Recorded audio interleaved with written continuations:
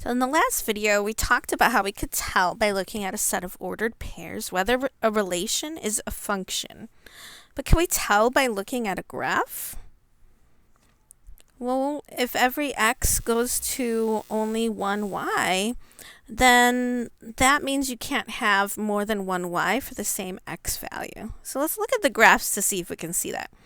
For graph A, if we look at all of, the 4 points here, they all have different x values. That's a function.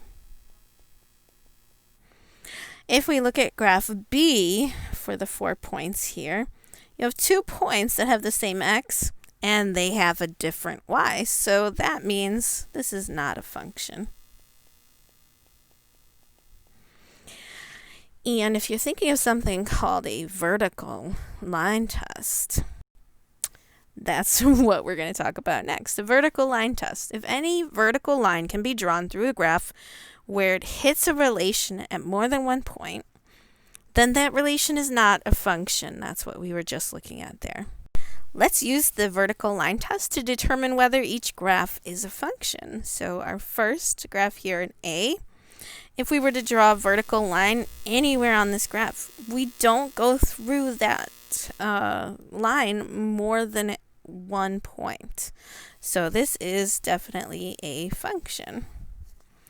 How about B? If we were to draw any vertical line that we draw here, actually, almost all of them are going to go through more than 1 point. So that means this is not a function, because there's a lot of x values that have more than one y value associated with it here on the graph.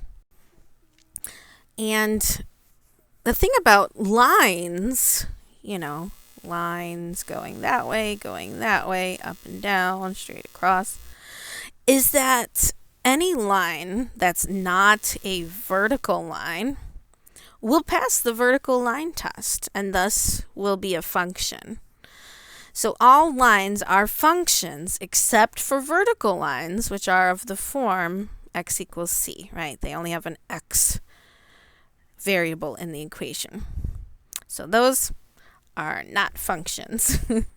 But all other lines are that have y and x, or just y.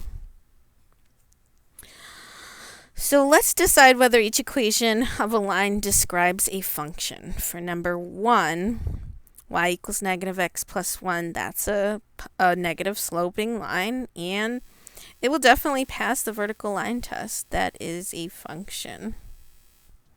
So whatever x value we put into the function, we only get one y value out. For number 2, x equals negative 5. That's a vertical line, and that means this is not a function because we get different y's for the same x. Well, you actually get an infinite number of y values here. For number 3, y equals 2, that's a horizontal line, and it will definitely pass the vertical line test. So that is a function. Each x has only one y. It's the same y, but that's okay because each x goes to one y.